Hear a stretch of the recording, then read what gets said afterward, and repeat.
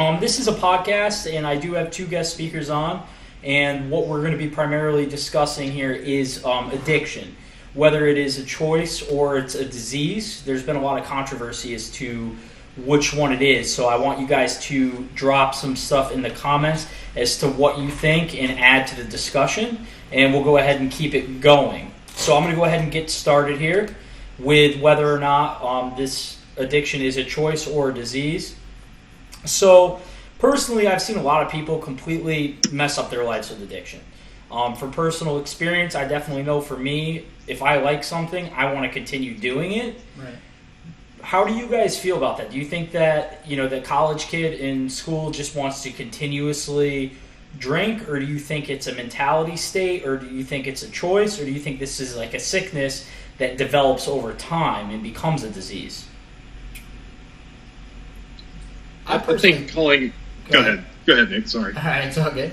Well, I was just going to say, essentially where you mentioned like the college thing, I think moderation is definitely something that comes into play. Like you can drink, you can have fun. I think when it becomes a problem is when the addiction part comes into play, which can have a lot of different reasonings for kind of manifesting, I guess you could say.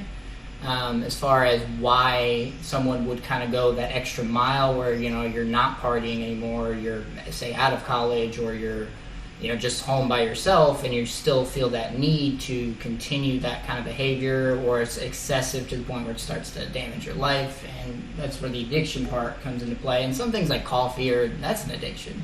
I know personally I have a coffee addiction, so I understand that aspect of it. So as far as that goes, like that's kind of how, at least as far as defining that line of when the addiction kind of starts, in my opinion, is when it becomes something that's more of a necessity, less than... Okay. All right, Nick. Definitely agree. By the way, guys, I have Matt and Nick here live as guest speakers on my channel. And we have a comment from Natalie. She says, the American Medical Association declared it is a disease in the 50s. I'll have to put my faith in that, she says. So definitely some strong beliefs as to, it being scientifically proven that it's a disease. A lot of people say that addicts are just weak and can't control their mindset as to whether or not to pick up. It's a choice, like they weren't born with it, or it didn't develop like a cancer. But if you look at cancer, it actually develops, but it's not something they can control. A lot of people see addiction as something they can control. They can control picking up the beer. They can control picking up, heroin. Well, let me ask Matt real quick. Matt, what do you think as far as the chemical side of addiction? So say like cigarettes with nicotine, where it's chemically addictive. Right. So basically, from what I understand, what happens is once your body, whether it makes whatever chemical or not, once you introduce it to your body and your body starts, like say it's a feel-good drug or whatever, whether it be caffeine or nicotine, once your body starts having that, it misses it once it's gone, whether it be because it never had it before or your body stops making it. It's like dopamine, right? Yeah, or serotonin, something like that. Once your body stops making that because of either you're supplementing it or it's never had it, that's when addiction comes in. That's what causes it. The withdrawal is the addiction. So it's the absence of some stimulus. Right.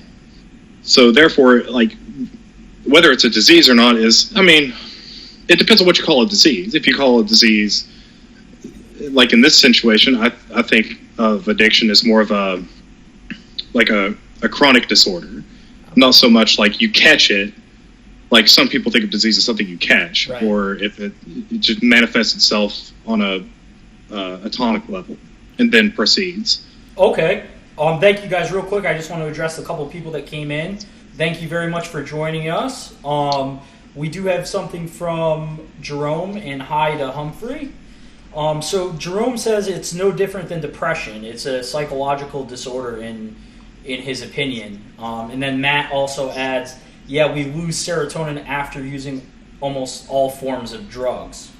So really, I kind of want to go back to, it being a choice or a disease here.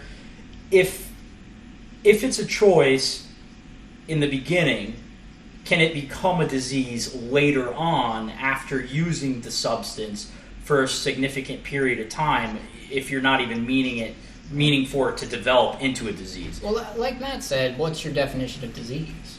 I mean, he makes a good point by saying, the definition of disease for some people is, say, cancer or just an illness of some kind that's manifested through circumstances that are kind of beyond your control in some cases. So a disease can also be like just your body's not at ease. It depends what your definition of disease is. All right, so let me break it down, give the definition to everybody. So a disease is a disorder of structure or function in a human, animal, or plant, especially one that produces specific signs or symptoms or that affects a specific location and is not simply a direct result of physical injury. So it says here, I found this part to be interesting, it's not simply a direct result of physical injury. Right. And it can also, function in anything. So it's kind of stating here, in my opinion, that it can develop. Right. Yeah, it does develop, but it's not an outlier situation. It's not like a foreign virus or something like a bacteria infiltrating your body. It's if you want to call it a disease, it's a disease of the mind. It's not like you catch it. It is controllable. Okay. So see, that's where my question with the chemical imbalance comes into play, because that does happen where, now granted that first initial choice, so if you take that drug, you're at normal levels. But after that first time, those levels drop and drop and drop as you continue to take it, and you're not able to get back to your normal level until like long periods of time without it. So at that point, how would you kind of label something like that? Well, I wouldn't say addiction is a choice. I mean, I think taking whatever it is or doing whatever it is can lead to an addiction. It's not so black and white to say because you do something, it's a choice or an addiction or a sickness. It's far beyond that. You can't just slap that on there and say it is what it is. It's far more complex than that. Right.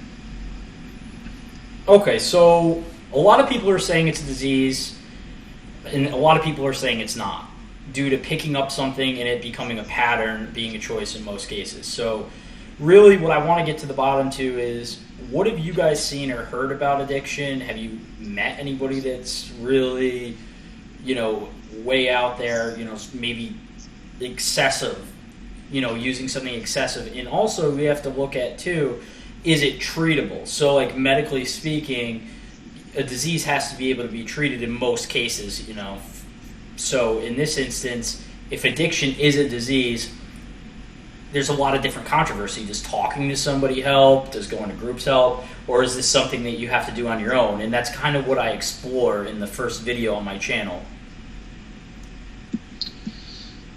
Well, you made a lot of good points in that video. And kind of like Jerome had said with the depression thing, right? Because a lot of people experience depression. Not everybody has the addiction, and most people do. If you drink coffee, stuff like that, a lot of people have small addictions. It's not really extremely impactful, but where something like alcoholism or heavy drug addiction can be extremely impactful to your life, or something like coffee, maybe you spend a little extra more money each week. But whereas when you're in a depressed state, your conscious mind doesn't realize. It's not something you can just decide to not be anymore. Does that make sense?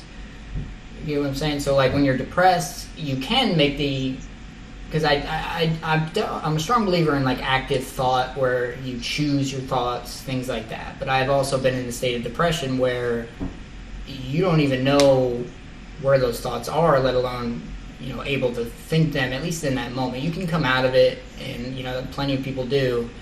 But when you're in that state, it's like you're almost in a fog. You're in a daze where your mind isn't thinking the way it normally thinks. And I think addiction's similar in that sense, where when you're having that, say craving or whatever it may be, it changes almost the wiring of your brain in a sense, where you're thinking differently than you normally do. That's why you see a lot of people do really bad things, with like really heavy drug addictions. They'll rob, steal from people, things like that, because it's an impulse. Right, they'll go to any extreme for that drug. Right. And Natalie adds here, the thing that has the best track record is Alcoholics Anonymous, which began in 1935.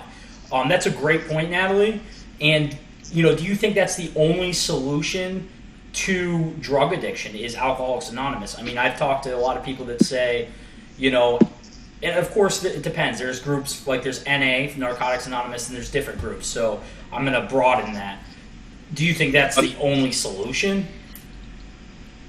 Well, I think what's interesting about AA and NA, all that stuff is that they don't focus on just one thing. The addiction comes from the personality. And whether that be some genetic inheritance or whatever, it's not like if you're in Alcoholics Anonymous, like that's the only thing you're avoiding. It's an addiction problem to say anything, whether it be gambling, whatever. You're addicted, and a lot of them focus on just staying away from everything. Like you're always going to be that in your mind. You're always in recovery, which I think is important. To answer your question, I think that the groups and stuff are a good thing, but it ultimately comes down to whether or not that person wants to change their lifestyle or not. Because it's a lifestyle issue accompanied by a habit, and then there's the chemical addiction to all that, and it's all these things together, and it's not just one. You can't just have one fix-all thing. When you say treatable, it's like you can go to a hospital and get a drug, or they can just tell you, wrap you up in an hour, and send you on your way, and you're fine. It's usually a long process. Try to do that. You guys want to go ahead real quick? We have a request to introduce yourselves. So I'm Michael Ringrose, as you guys most of you know. I have started a channel called We Suppose. I have 2 guest speakers on here tonight discussing addiction, whether it's a choice or disease. The reason for the videos, we've had a lot of controversy, a lot of people kind of going back and forth on the opinion. We love you guys' feedback. We thank you very much for everything you've contributed up to this point. So I'm going to leave it to you two. Go ahead and introduce yourselves. I'm Nicholas Ringrose, Michael's brother. Just kind of jumping in here, invited me on just to kind of discuss the topic where I know you had posted that video just from personal experience, just something you kind of wanted to do creatively, which sparked a lot of this. So definitely glad to be a part of it and kind of see what the discussion's all about and what people think about it. I'm Matt Lakins. I've been friends with these 2 guys for a good little minute, and also got invited on. I got kind of into the comment section there on the last 3 videos, and was lucky enough to be asked on here. Now, I just real quick before we move forward, I want to point. Jerome had mentioned here the 50% reduction in drug use as a result of decriminalization. I do believe, and as well as with like AA, things like that, where you're constantly affirming that you have a problem, I don't think that's healthy. There's a lot of good things that they do, don't get me wrong, but that constant affirmation, telling yourself, I have a problem, I have a problem. So you don't think being aware of a problem is healthy? Not being aware, that's not what I said. Constantly affirming yourself is a different story. If you're constantly telling yourself, I suck at this, I suck at this. I have done it plenty of times. When you can trick your mind into thinking you're good at something, and you eventually start to become better at it, because you're not constantly having those self-doubts. You're not constantly thinking about, oh, well, I just can't help it, that's how I am. You can change. I've seen it done. I've done it myself. Now, like I said, there is chemical things as well as, other factors that come to play. But as far as that constant affirmation, that is one thing that's always kind of bothered me, because I've never found that to be a healthy thing. And, somebody might, many people may disagree with that, but that's definitely one thing that I've always found is kind of odd. And then as well as the decriminalization, back to that point, is that constant oppression where if somebody does have a problem, if you're constantly being told, you should stop, that's really not okay, things like that, that makes people want to do it twice as bad. And a lot of things like the war on drugs, you see twice as many, he said the 50% drop just from the decriminalization of it. And that does have a huge impact through, like, you can do research on it, and it does have an impact. On top of that, when he was saying that the decriminalization thing, I heard an interesting point the other day. I can't remember what podcast I was listening to, but they were talking about how it was kind of like that during Prohibition. If you take away the ability to get something, it doesn't matter what age you are. If you have to get it illegally, it's just as attainable for a 13-year-old as it is a 30-year-old. So if you can decriminalize it and then regulate it and control it on a government level, tax it and all that, and just keep a record of everything, you can keep it out of people's hands and keep people aware if you need to restrict it, So if it's legalized, it's better. All right, so let me bring this up, and I'm going to get to you, Matt and Jerome. I saw your new comments. Thank you very much. If I go out right now and I'm with a group of people and I decide to try meth for the first time, all right, I'm just going balls out. I'm going all out. I'm going to do some meth today. If I decide to do that, do you guys think that could very easily become an addiction, or do you think that there's people that, Is it just the one time? Is it just the one time for everybody? I mean, I don't see, and that's, Matt had mentioned personality. I definitely agree with him there that definitely plays a role. Because something like that for me, if I feel like if I had tried something like that, I could walk away from it very easily. Now, other things, like I said, like my coffee or my nicotine, I can't do it. Can't walk away. So I think it's a personality thing where some people may really get a thrill off of something like that, whereas to me it seems it's more kind of something I'm not interested in. So I think that my opinion towards something like that greatly affects if I continue to do it. Does that make sense? That does make sense, yeah. And something I found from Jerome and Matt, they're coinciding here.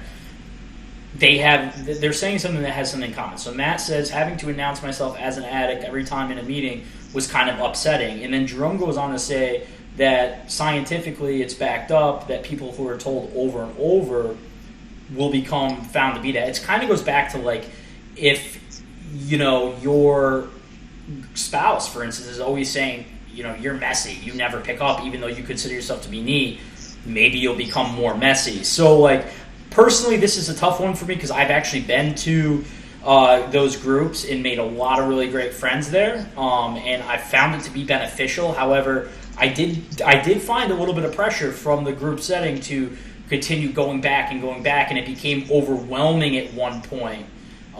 So I found it to be extremely difficult to basically want to continue to go back, even though I was like working a hectic schedule and everything. And it almost became like a chore. So I think it can go either way. I think it really, what it boils down to is the type of person you are, like you guys are saying. So I couldn't agree more, but I do want to challenge you guys with this. With an addict, why is it scientifically proven then to be a disease if you guys are saying it's just a personality defect? Well, look at the definition that you gave us for disease. It's something that affects essentially your day-to-day life is what that definition boiled down to. I mean, you could boil that down to your life is affected in a physical sense as far as like your physical reality is being affected in some way or another, where, if you're sick, you're feeling it, you can't do certain things, your body's not working properly. Same with addiction. I mean, you can get sick from, drugs, things like that. It's the same type of physical, right in front of you type of impact. From that, at least that definition, that's kind of what I took from it. So you could put it in that category as a disease.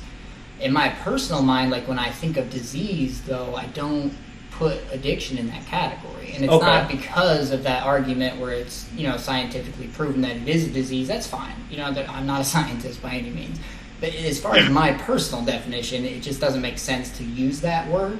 And I feel like as far as we go back to kind of like the impact that affirmation or oppression has on the human mind, that also kind of almost gives you an excuse where it may very well be a disease, but is that classification helping you?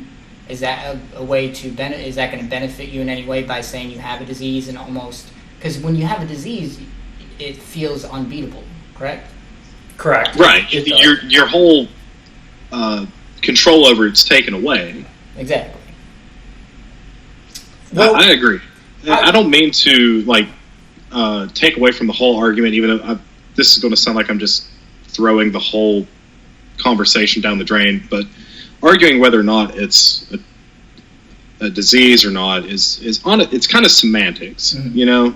It's really beside the point of the issue.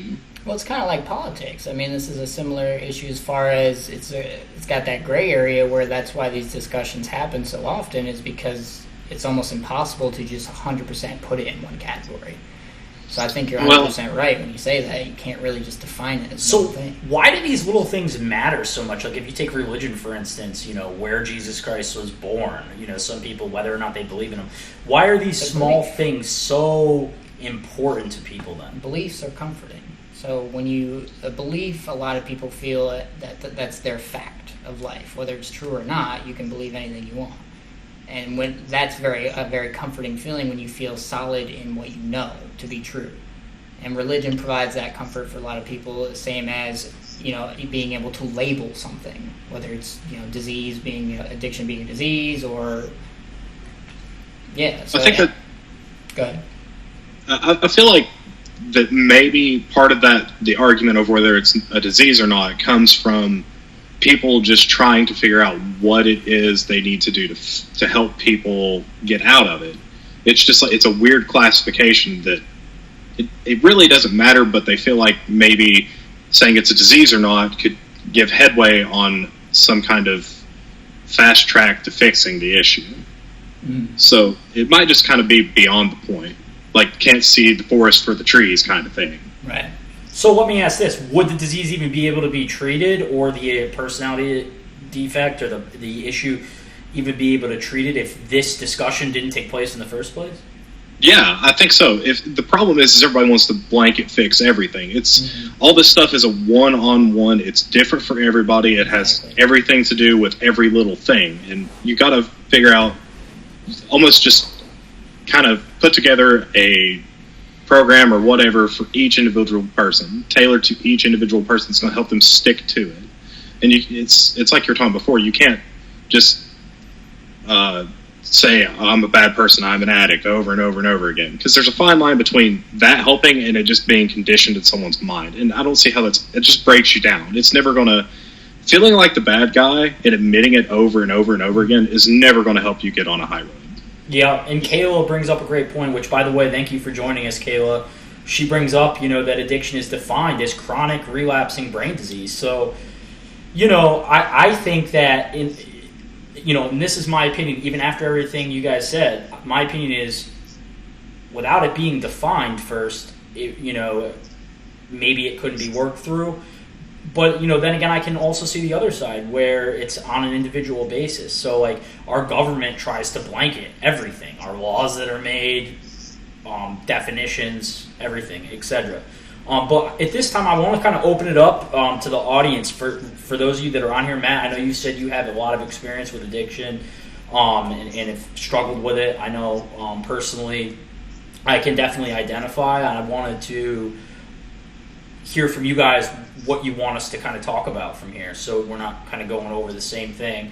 Obviously, you can see here there's going to be agree, some don't. So we'll leave it to you guys. Go ahead and post something you want us to talk about in regards to drug addiction, or it could just be anything in general. Personal experience. Shout out to everybody that came by, man. This has been fun. I've been enjoying this thus far. Hope we can keep it going. Thanks, Jerome, for coming, man. Jerome is my cousin. Awesome. Sorry, guys, for the delay. I know we did lose a couple people, but we got everything up and running, so it'll be smooth sailing going forward.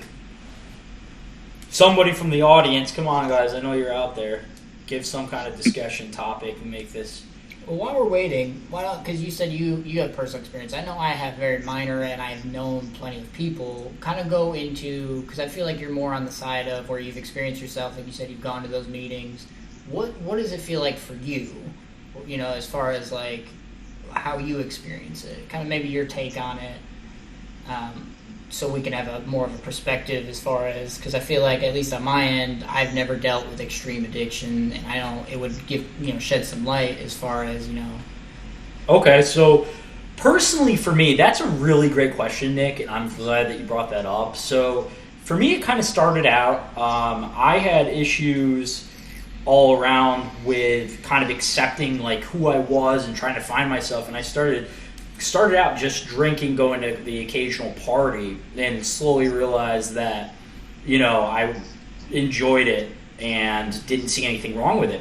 And what's interesting here, and Jerome, I'll get to your topic, thank you very much. What's interesting here is when I was doing extremely well, even though the cocaine and the alcohol were prominent, my relatives, my friends, people that loved me, didn't see an issue with it. It was only when I had lost everything and had absolutely nowhere to turn to that it became a disease. So very interesting. See, that sheds a lot of light, because that does happen a lot where people, if you're not an immediate issue at the time, you may clearly have a problem that could have been intercepted, or at least like, hey, you seem to be kind of going down this path, what's going on? But a lot of people, are so caught up in their day-to-day lives, they just see you're not, you seem to be doing fine. Yeah, you may be like drinking or whatever excessively, but whatever, he's fine, right? And then when you, like you said, you had lost everything and things become a real issue, all of a sudden people, like you said, start taking notice and being more, I don't know if harsh is the right word. Yeah, and Matt, I want to shout out to you, Matt, if you're still on here. Thank you, Nick, for adding. And I'm talking about the Matt in the audience. Matt, I'll get back to you, the other Matt. I know it can be confusing. Matt Likens, I'll get back to you. But Matt in the audience, real quick, I don't know if it was the same for you, but, when I was wearing a suit and tie and going to work and everything was great, even though I had, a serious issue, because I looked successful, nobody really cared. It wasn't until I really started kind of losing my ground. And it's funny that, people definitely turn their back on you, but they're so quick when you're doing great, everybody kind of just pretends it's not an issue. So, Matt, if you want to chime in on that, feel free. And Jerome wants to talk about how about the war on drugs, but real quick, Matt, what's your feedback? Like, what's your take on what I had said about that? That's the thing, man, is you got to gain perspective to find any kind of middle ground. And I appreciate you sharing that. I wasn't, going to force the topic or anything, but I think that shows the different side of it, that if you've never been in it, you don't know. That's really the clear-cut thing. So I thank you for sharing. Yeah, no problem. And, it's just upsetting, and it's funny when you start to do well again, even if you still have take two different people. Take a successful businessman that's snorting cocaine off a bar and having a martini and going home to his wife versus the guy that's out on the street to his last dollar. Is there really that much of a difference? And how fast that transition happens is very interesting as well. Because I've seen a lot of successful people. Look at famous people like Heath Ledger. A lot of people, Robin Williams. That goes along with depression, what we were talking about earlier. All falls into the same category, and it really has a large impact. It's harmful to people, but it's funny how you don't really... It's all, like you said, Matt, and how you're perceived. And that goes with, us going to work, too. How we're perceived everywhere. It's interesting to see how shallow people really are. I just really believe that there's kind of a shallow tone to that. Well, it's the stigma of it. Yeah. It all carries a stigma. And what's really sad is like what you were saying between maybe the rich businessman who has a coke problem versus the guy sitting outside who has nothing with a coke problem. They're looked at very differently, even though it's the same thing. Like the stigma is not the same between the two. Why is that? I don't know. I do not know. I believe. I mean, it shouldn't be different at all. Right. Yeah, it really shouldn't. But I find in today's day and age, especially where. I don't want to bring up evolution and all that. That's a whole nother topic. But as far as us as human beings and how we behave, there's no denying that we act instinctually on group dynamics, like survival in groups, as far as that's concerned. And I feel that a lot of those same instincts that we needed to hunt and survive are still being applied today when we don't necessarily need to do that anymore. So we apply it in different ways, more socially. I feel like if you kind of draw the parallel as far as it's almost the same behavior as far as the survival. Greed is essentially like a survival thing, right? So if it's you or him and life or death, which it used to be, you're always going to have that instinct of you, not him. You're not going to give up your life for someone else. It's just instinct to survive. It's nothing against that other person. And I feel like that, where we don't have life or death anymore, I mean, obviously some people do, but as far as like your day-to-day life at your job, that life or death instinct is almost still there somewhere in the back. And we're applying it because we don't have those life or death situations to social things, in the sense of, you know, like attacking, maybe, you know, if someone doesn't fit in with a particular group, you'll go out of your way to make sure you let the group know you fit in by pushing them further out or something similar to that. You know, and that's how the group dynamic kind of plays out, is if you don't fit in, then you can damage the group as a whole. So Jerome brings up something very interesting. How can you say someone has a problem if they are doing as good or better than you? Perhaps that's why. When it's easy to look down on someone who's not. So I think that this is exactly where I was going with it. It's not labeled as a problem, and this is what it all boils down to, is labels. Disease, choice, problem. Right. Those are all labels. Is that what our society is founded on? And if so, why don't we look past that as a species? I mean, I think it's just a product of the generation we're in. Like the tribalism thing, like kind of how Nick was talking a minute ago, it's just the society we live in. Like, life's not hard anymore, really. I mean, we don't have to worry about getting eaten every day by a bear, or what we're going to eat every day. So we almost have to draw these lines of confrontation. I think that's just part of how human beings are. Everybody's looking for a team. You're always going to find a division, and everyone's going to try to find the team to be on and the one to be against. And you just slowly put yourself in smaller and smaller and smaller groups. I think it's just how we're designed to be. But it'll change. It just evolves over time. Exactly. What that is. All right, so let me ask you this, guys. How many of you guys here have been on a date with a female and they've been more interested in their phone than you? Come on, fellas. And ladies.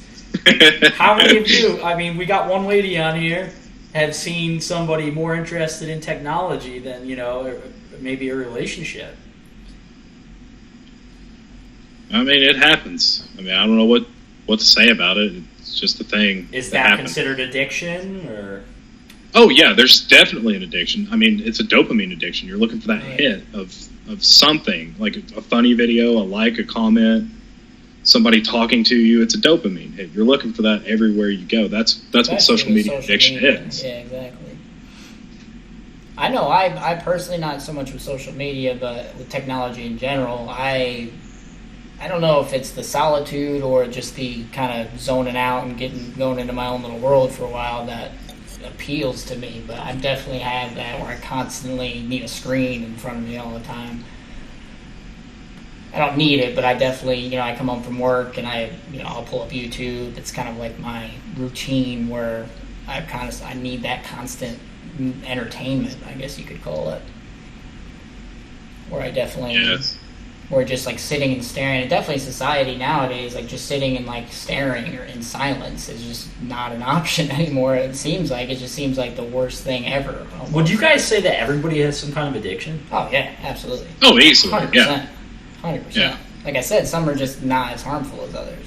Well, some addictions are good. I mean, really, what's the difference between a habit, whether it be a good thing, or an addiction? Exactly. And you spoke about that. It's like, what was that? Aristotle that quoted the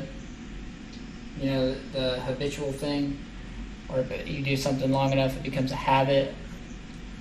It's not skill. It's a habitual thing where that can, like you said, be very beneficial. And I know I've tried to apply that, not always successful, but try to create good habits. And a lot of people do that to kick a bad habit. They'll try to replace it with a positive one, which is a good method. It's definitely tough and takes a lot of willpower, but it's a good way to rid yourself of a bad habit by replacing it with a healthy one, because we're habitual beings, at our core, at least to some extent.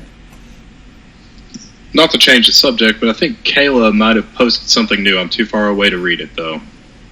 Let's see.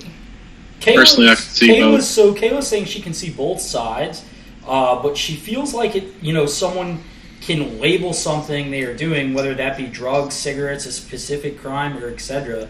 You get a consistent thought in your mind saying that basically this is why this happens, labeling whether it's a disease or a personal choice. You subconsciously justify the reason you're doing it to begin with, which can play a major key in the reasons as to why you continue to end the situation. And no, you're not dumb, Kayla. Thank you very much for your feedback. Yeah, I mean, that takes us back to what we were saying with that constant affirmation with, Alcoholics Anonymous. With that one bit. It's kind of like how, not to bring this up because this is controversial, but it's how I feel kind of about how with the Army, right? I don't support war at all. I understand that it happens, but if you really look into why it happens, it's all power plays, financial plays, everything comes down to greed. And now, a lot of people will mistake that to I don't support the troops, which is that is not the truth by any means. And that's kind of that same conflict where, with the AA, right, where I don't support necessarily, like that type of method. But as far as like those people, I still I understand that situation, and I can't, be completely against something like that. There's no way. It's the same with I'm not extremely religious, but I can't. The church does a lot of good. It does a lot of, religion does a lot of bad, and there's been a lot of wars fought, things like that. But as far as, like there's a lot of charity done through, churches, things like that. There's a lot of goodwill done, and it brings about that sense of doing good unto others. So, even though I personally don't agree with a lot of things like with war or Alcoholics Anonymous or religion, it's hard to just completely say it's not okay. It's one of those things you can't just write off as. So where do we draw the line? Listen, I don't think there's a line to be drawn. It's subjective. It depends on where you are in it, I think. Okay. All right. So Jerome brought up real quick the war on drugs. So Jerome, could you add to exactly what you mean by that? Because I know there is definitely a war throughout the world on it. Through and to look at marijuana, it's become illegal and acceptable now in Colorado, and they're taxing it. So now it's viewed as okay, but at one time it was viewed as horrendous. Well, if you do enough research, war on drugs in itself, not to get into conspiracy, quote unquote, conspiracy theories, but I mean the research is there. You can find the evidence for certain things being put into play to set it up to make marijuana, for instance, be demonized for pretty much no reason at all, other than for someone's own personal gain. And that happens a lot throughout history, and there's documented proof of it. It's not just a conspiracy theory. And I'm not saying young kids should be going around smoking pot. That's not what I'm saying by any means. But as far as if you compare it with alcohol, I mean the damage is astronomically more with alcohol or with cigarettes. I mean that physically damages you. Studies show, and I don't smoke weed at all. It's not like I'm an advocate for weed. It's just it's fact. I'm very adamant about if something's fact, it's fact. I can't argue with it. I don't condone, but I don't care if you smoke weed or not. But I personally just don't. It was funny when I was going through, treating my disease or, mental issue. The funny thing is, a lot of people around me were saying, "Yeah, I'm going to quit, drinking, but I still need to smoke my weed." So, is that a problem? Because they said they still need to. So, it's kind of like you're replacing one thing and you're doing something. Is there a fine balance? Is there anything that's going to, I think it ties right back to the personality. Some people I've seen them, they smoke weed and they are perfectly functional. This is personally why I don't, is I cannot function on it. So it does personally affect my life in a negative way, whereas some people, you wouldn't know the difference. Absolutely. It boils down to personality again. And we're going to end here, guys. Jerome says, well, the effect on people, if it's helpful or not, is it's just to line people's pockets. Should it be abolished, etc. So real quick, want to talk about this. That is what it is. It's about marketing. It's about advertisement. It's about what people want to see. If you look at young, maybe women, seeing consistently thin women who are graphically customized, placed on magazines, they're going to want to be thin. And it's all about money. Do you think the advertising companies care that girl might like almost go anorexic to achieve something she saw? No. As a matter of fact, they probably promote it to profit off of it. Of course.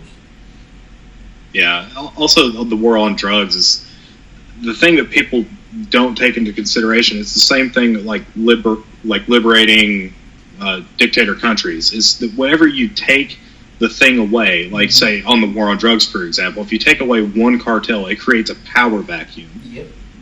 And somebody else is going to take that place. And you're a constant battle of moving the top guy out and second place up. Mm-hmm. It doesn't matter what you do. Someone else is going to fill that void. Well, I mean, it's when they abolished alcohol, in our recent history. I mean, look how that turned out. I mean, it was constantly being made illegally, more so than ever. Well, it's like I was talking about earlier. When you take something away, when you make it illegal, you make it accessible to anyone when you don't regulate it. Exactly. People who want it are going to get it by any means, and it doesn't matter. Like, there's no rules to it at that point. If you got $50 and you want an Oxy, you're going to get it. Right. Or whatever. It doesn't matter. You're going to create a power vacuum. The demand is still going to be there, and nobody gains from it except the organization that's producing it or has it. Absolutely. And I want to thank you guys for joining tonight on this discussion. I think that there's definitely a medium, and I really appreciate everybody that joined. Sorry about the technical difficulties. And make sure you check out my channel. I have videos. My first video coincide with this, which is what brought up the topic. If you guys have any future topics, feel free to check out my channel. It's We Suppose. And also, make sure if you enjoy it, subscribe. I want to thank everybody again for your time, and you guys have a wonderful night. Hey, thanks for having me as well. Yeah, thanks, man.